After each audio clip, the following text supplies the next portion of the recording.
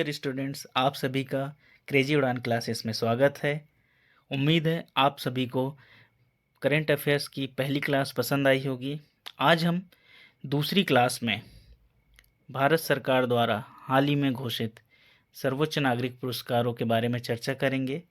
यह विषय आगामी परीक्षाओं के दृष्टिकोण से अत्यंत महत्वपूर्ण है और इस टॉपिक से 2 से 3 प्रश्न हर परीक्षा में आने की संभावना होगी। इसलिए आप सभी पूरे वीडियो को ध्यान से देखिएगा एवं नोट्स भी तैयार कर लीजिएगा। सबसे पहले हम इस विषय से संबंधित थ्योरी सेक्शन को डिस्कस करेंगे। इसके बाद में अंत में एमसीक्यू सॉल्व करेंगे। तो आइए शुरू करते हैं आज की क्लास। पद्म अवार्ड 2023। हाल ही में गणतंत्र दिवस के अवसर पर भारत सरकार द्वारा पद्म अवार्ड 2023 की घोषणा की गई है। अगर हम बात करें देश का सर्वोच्च नागरिक पुरस्कार कौन सा है, तो देश का सर्वोच्च नागरिक पुरस्कार है भारत रत्न। लेकिन अभी जो गणतंत्र दिवस पर घोषणा हुई है वो भारत रत्न की ना होकर पद्म विभूषण और पद्मश्री की हुई है। पद्म विभूषण द्वितीय सर्वोच्च नागरिक पुरस्कार है भारत सरकार के द्वारा प्रदान किए जाने वाला। इसके बाद तीसरे नंबर पर पद्म भूषण आता है और पद्मश्री चतुर्थ नंबर का सर्वोच्च नागरिक पुरस्कार है। ये पुरस्कार तीनों पुरस्कार कला, सामाजिक कार्य, सार्वजनिक मामले, विज्ञान और इंजीनियरिंग, व्यापार और उद्योग, चिकित्सा, साहित्य और शिक्षा, खेल, सिविल सेवा आदि जैसे विभिन्न विषयों गतिविधियों के क्षेत्र में प्रदान किए जाते हैं। अगर हम बात करें जो हमने ऊपर विषय डिस्कस किए उनमें किसी भी विषय में असाधारण और विशिष्ट सेवा के लिए पद्म विभूषण अवार्ड दिया जाता है। उच्च स्तर की विशिष्ट सेवा के लिए पद्म भूषण और किसी भी क्षेत्र में विशिष्ट सेवा के लिए पद्मश्री से सम्मानित किया जाता है। इन पुरस्कारों की घोषणा प्रत्येक वर्ष गणतंत्र दिवस के अवसर पर की जाती है। 1954 से इन पुरस्कारों की शुरुआत हुई थी। ये पुरस्कार भारत के राष्ट्रपति द्वारा मार्च अप्रैल में प्रदान किए जाते हैं। इसके लिए एक समारोह आयोजित भी होता है। अगर हम वर्ष 2023 की बात करें तो वर्ष 2023 के लिए कुल 106 पद्म पुरस्कारों की घोषणा हुई है, जिसमें से 6 पद्म विभूषण हैं, 9 पद्म भूषण और 91 पद्मश्री पुरस्कार शामिल है। अगर हम इनमें देखें तो पुरस्कार पाने वालों की सूची में 19 महिलाएं हैं और विदेशी, एनआरआई, पीआईओ, ओसीआई की श्रेणी के 2 व्यक्ति और 7 मरणोपरांत पुरस्कार पाने वाले भी शामिल है। आइए हम बारी बारी से इन सभी के बारे में डिस्कस करते हैं। पद्म विभूषण, जैसा कि हमने देखा, पद्म विभूषण भारत सरकार द्वारा प्रदान किए जाने वाला द्वितीय सर्वोच्च नागरिक पुरस्कार है। इस वर्ष यह 6 हस्तियों को प्रदान किया गया है, जिसमें से प्रथम है श्री बालकृष्ण दोषी। इन्हें मरणोपरांत यह प्रदान किया गया है। इनका संबंध आर्किटेक्ट है, ये आर्किटेक्चर से रिलेटेड है इनका क्षेत्र, जो कि गुजरात से बिलोंग करते हैं, तो ये आपको याद रखना है। द्वितीय नंबर पर है श्री जाकिर हुसैन। सभी अच्छे से इनके बारे में जानते हैं, मशहूर तबला वादक है, महाराष्ट्र से इनका संबंध है। तृतीय नंबर पर है श्री एस.एम. कृष्णा। श्री एस.एम. कृष्णा जी एक पॉलिटिकल लीडर हैं। ये कर्नाटक के मुख्यमंत्री रह चुके हैं, साथ ही महाराष्ट्र के राज्यपाल भी रह चुके हैं और 2009 से लेकर 2014 तक ये भारत सरकार के विदेश मंत्री भी रहे हैं। तो यह आपको याद रखना है कि ये कर्नाटक के मुख्यमंत्री, महाराष्ट्र के राज्यपाल और विदेश मंत्री भी रहे हैं। इसके बाद हम बात करें तो चौथे नंबर पर है श्री दिलीप महालनोबिस। ये मेडिसिन, चिकित्सा के क्षेत्र से संबंधित हैं और पश्चिम बंगाल से बिलोंग करते हैं। इनकी बहुत ही फेमस उपलब्धि यह है कि इन्होंने ORS, ओरल रिहाइड्रेशन थेरेपी जो है उसकी खोज की थी। इन्होंने 1971 में ORS के द्वारा हजारों लाइफ सेव की थी। इसी उपलब्धि के कारण इन्हें पद्म विभूषण से नवाजा गया है। इन्हें भी मरणोपरांत यह प्रदान किया गया है। इसके पश्चात हम देखें तो 5वें नंबर पे श्री मुलायम सिंह यादव जी हैं। अभी हाल ही में इनका निधन हुआ था 10 अक्टूबर 2022 को। ये यूपी के सीएम और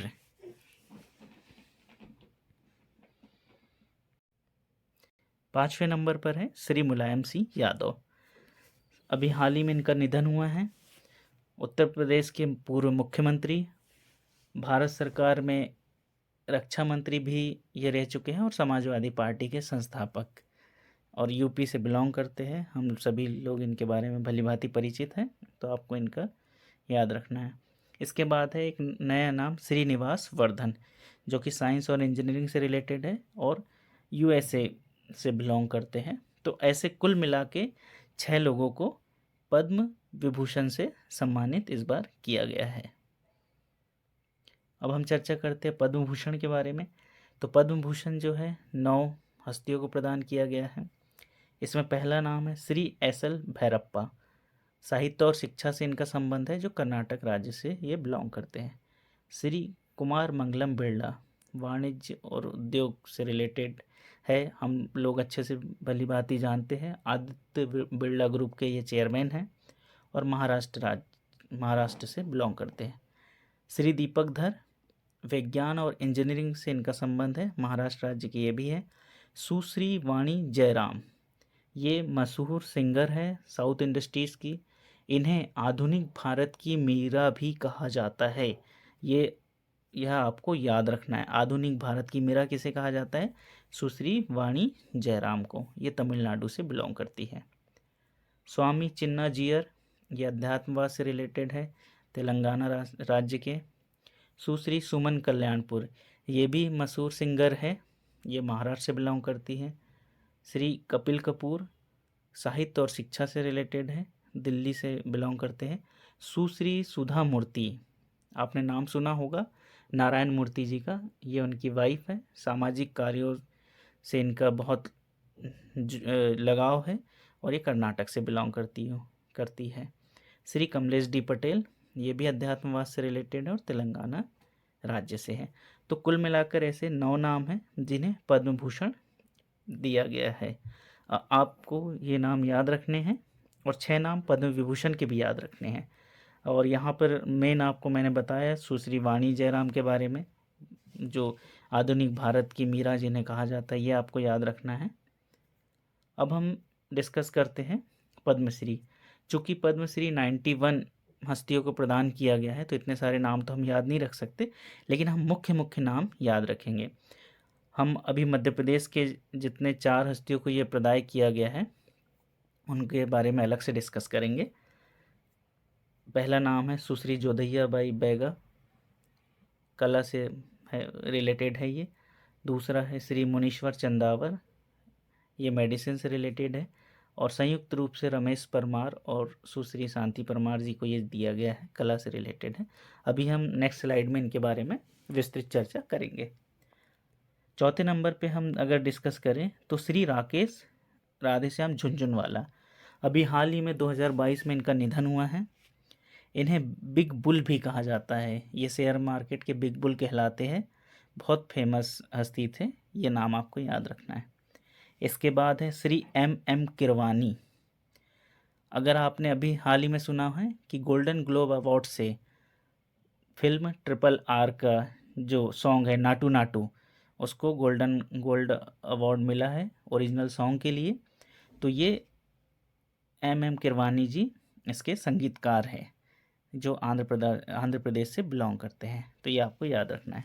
श्री आनंद कुमार जी के बारे में सबने सुना होगा, सुपर 30 बैच के संचालक, बिहार से बिलोंग करते हैं।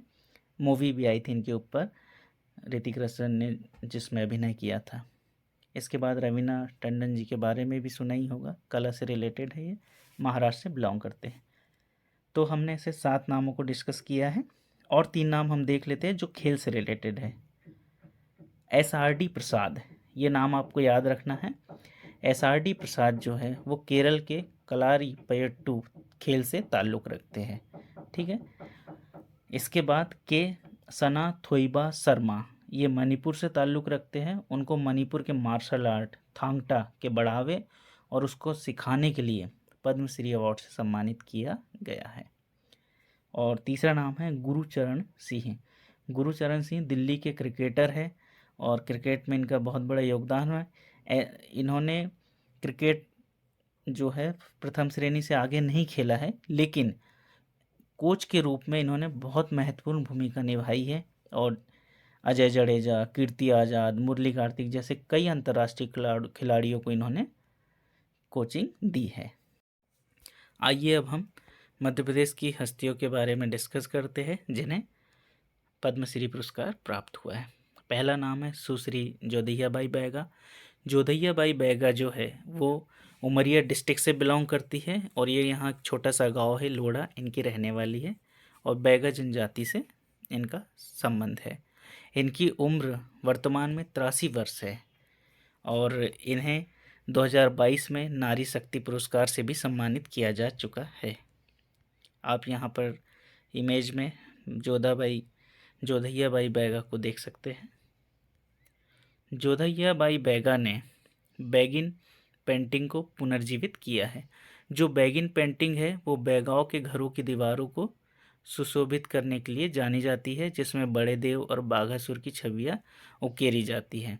लेकिन समय के साथ ये जो पेंटिंग है वो अब दिखाई नहीं देती थी, लेकिन जोधैया बाई ने पुनः इसको पुनर्जीवित किया है और आधुनिक रंगों से कैनवास और ड्राइंग शीट पर उकेरना शुरू किया। पिछले 10 वर्षों में जोधैया बाई द्वारा तैयार किए गए चित्रों के विषय पुरानी भारतीय परंपरा में देवलोक, भगवान शिव और बाघ की अवधारणा पर आधारित है। इनमें पर्यावरण और वन्य जीव के महत्व को भी प्रदर्शित किया जाता है। अगला नाम हम अगर देखें तो श्री मुनीश्वर चंदावर। मुनीश्वर चंदावर जी एक चिकित्सक हैं जो कि मध्य प्रदेश के जबलपुर से बिलोंग करते हैं। यह मेडिसिन विशेषज्ञ हैं और इनके जो ओपीडी की फ़ीस है वो मात्र 20 रुपये है। एक प्रकार से निःशुल्क ट्रीटमेंट करते हैं। और अगर हम देखें इनके बारे में तो यह रिटायर्ड आर्मी डॉक्टर है। पहले आर्मी में ये एज अ चिकित्सक सेवा दे चुके हैं। अगला नाम है रमेश परमार और शांति परमार जी। झाबुआ के दंपत्ति रमेश परमार और शांति परमार को भी पद्म पुरस्कार दिया गया है। आपको याद रखना है ये झाबुआ से बिलोंग करते हैं और इनको क्यों प्रदान किया गया है, ये कला के क्षेत्र में इन्हें दिया गया है। ये आदिवासी पिछले 30 वर्षों से आदिवासी गुड़िया बना रहे हैं। आप यहाँ पे चित्र में देख सकते हैं। तो हमने इन्हें संयुक्त रूप से दिया गया है ये पुरस्कार, ठीक है। और हमने डिस्कस किया 4 नामों पे। पहला नाम था सुश्री जोधैया बाई बैगा, द्वितीय नाम था मुनीश्वर चंदावर जी और तृतीय नाम संयुक्त रूप से रमेश परमार जी और शांति परमार जी, ठीक है। अब आइए फ्रेंड्स, अब हम इम्पोर्टेंट MCQ जो कि पद्म पुरस्कार 2023 से संबंधित है सॉल्व करते हैं। क्वेश्चन नंबर 1, वर्ष 2023 के पद्म पुरस्कार कितनी हस्तियों को प्रदान किए गए हैं? Option number A 108, option number B 107, option number C 109, option number D 110। Friends यहाँ पर मिस्टेक प्रिंट है, इसका करेक्ट आंसर है 106। क्वेश्चन नंबर 2, वर्ष 2023 में कितनी हस्तियों को पद्म विभूषण पुरस्कार प्रदान किया गया है? Option number A 5, option number B 6, option number C 7, option number D 8। तो इसका करेक्ट आंसर होगा ऑप्शन नंबर बी 6। वर्ष 2023 में कितनी हस्तियों को पद्म विभूषण पुरस्कार मरणोपरांत प्रदान किया गया है? तो ऑप्शन नंबर ए है 2, ऑप्शन नंबर बी है 3, ऑप्शन नंबर सी है 1, ऑप्शन नंबर डी है 4। तो इसका करेक्ट आंसर होगा ऑप्शन नंबर बी 3।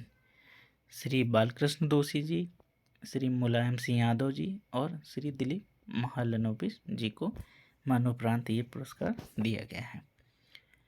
नेक्स्ट हम देखें क्वेश्चन नंबर 4। वर्ष 2023 में पद्म विभूषण प्रदान नहीं किया गया है। ऑप्शन नंबर ए है Kumar Mangalam Birla, option number B Shri SM. Krishna, option number C Srinivas Vardhan, option number D Shri Mulayam Singh Yadav. तो हमने देखा था friends, option number A Kumar Mangalam Birla ji को पद्म भूषण पुरस्कार दिया गया है। तो इसका सही आंसर होगा ऑप्शन नंबर ए। Question number 5। वर्ष 2023 में पद्म भूषण पुरस्कार कितनी हस्तियों को प्रदान किए गए हैं। Option number A 6, option number B 7, option number B 8, option number D 9। तो इसका करेक्ट आंसर होगा option number D 9। Question number 6। वर्ष 2023 में पद्म विभूषण पुरस्कार से सम्मानित श्री एस.एम. कृष्णा किस पद पर नहीं रहे हैं। ऑप्शन नंबर ए विदेश मंत्री, ऑप्शन नंबर बी रक्षा मंत्री, ऑप्शन नंबर सी राज्यपाल, ऑप्शन नंबर डी मुख्यमंत्री। तो हमने देखा था कि ये कर्नाटक के मुख्यमंत्री रहे हैं, महाराष्ट्र के राज्यपाल रहे हैं और विदेश मंत्री भी रहे हैं। तो करेक्ट आंसर होगा ऑप्शन नंबर बी रक्षा मंत्री। Question number 7। वर्ष 2023 में पद्म विभूषण पुरस्कार से सम्मानित श्री मुलायम सिंह यादव किस पद पर नहीं रहे हैं।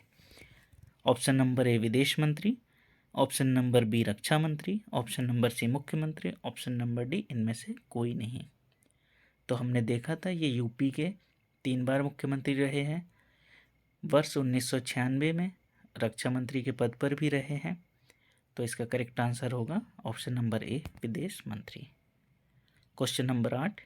वर्ष 2023 में पद्म विभूषण पुरस्कार से सम्मानित श्री दिलीप महालनोबिस किस क्षेत्र से संबंधित है। ऑप्शन नंबर ए कला, ऑप्शन नंबर बी राजनीति, ऑप्शन नंबर सी चिकित्सा, ऑप्शन नंबर डी खेल। तो हमने देखा था इन्होंने ORS की खोज की थी। ऑप्शन नंबर सी इसका सही होगा चिकित्सा। Question number 9। सुश्री जोधैयाबाई बैगा मध्य प्रदेश के किस जिले से संबंधित है। Option number A Anuppur, option number B Mandla, option number C Umaria, option number D Balaghat. तो इसका करेक्ट आंसर होगा option number C Umaria. Shri Munishwar Chandawar किस क्षेत्र से संबंधित है। ऑप्शन नंबर ए राजनीति, ऑप्शन नंबर बी चिकित्सा, ऑप्शन नंबर सी कला, ऑप्शन नंबर डी विज्ञान। तो हमने पढ़ा था ये चिकित्सा के क्षेत्र से संबंधित है। ऑप्शन नंबर बी करेक्ट है। Question number 11। श्री मुनीश्वर चंदावर किस जिले से संबंधित है। Option number A Bhopal, option number B Jabalpur, option number C Gwalior, option number D Indore. तो ये कहाँ से बिलोंग करते हैं, जबलपुर से। ऑप्शन नंबर बी सही है। Question number 12। श्री रमेश परमार और सुश्री शांति परमार किस क्षेत्र से संबंधित हैं। तो ऑप्शन नंबर ए है राजनीति, ऑप्शन नंबर बी चिकित्सा, ऑप्शन नंबर सी कला, ऑप्शन नंबर डी विज्ञान।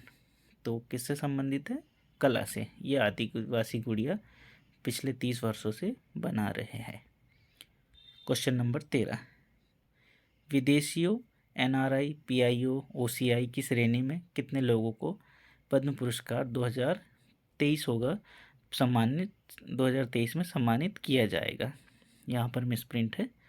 तो ऑप्शन नंबर ए है 6, ऑप्शन नंबर बी है 5, ऑप्शन नंबर सी 2 और ऑप्शन नंबर डी 3। तो इसका सही आंसर है option number C 2। Question number 14। महिलाओं को कितने पद्म पुरस्कार 2023 प्रदान किए जाएंगे। Option number A 17, option number B 18, option number C 19, option number D 20। तो इसका करेक्ट आंसर है option number C 19। SRD Prasad को पद्मश्री से नवाजा गया है, वह किस क्षेत्र से संबंधित है।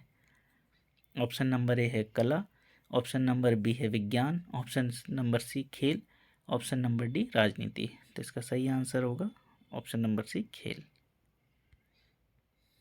Question number 16। के सना थोइबा शर्मा को पद्मश्री से नवाजा गया है, वह किस क्षेत्र से संबंधित है। ऑप्शन नंबर ए कला, ऑप्शन नंबर बी विज्ञान, ऑप्शन नंबर सी खेल, ऑप्शन नंबर डी राजनीति। तो ये मणिपुर से बिलोंग करते थे, खेल से संबंधित है। Option number C correct answer है। क्वेश्चन नंबर 17, वर्ष 2023 में कितनी हस्तियों को पद्मश्री पुरस्कार प्रदान किया गया है? Option number A 95, option number B 94, option number C 91, option number D 92। तो इसका करेक्ट आंसर है option number C 91। Question number 18, सामाजिक कार्यकर्ता सुधा मूर्ति को कौन सा पद्म पुरस्कार प्रदान किया गया है? Option number A Padma Shri, option number B Padma Bhushan, option number C Padma Shri, option number D Bharat Ratna. तो सही आंसर है option number B Padma Bhushan. तो फ्रेंड्स, अगर आपको ये वीडियो पसंद आया हो तो वीडियो को लाइक एवं शेयर करना ना भूलें एवं लेटेस्ट नोटिफिकेशन के लिए हमारे चैनल को सब्सक्राइब कर ले और बेल आइकन को भी प्रेस करें। नेक्स्ट वीडियो के साथ जल्द मिलेंगे फ्रेंड्स। धन्यवाद। जय हिंद।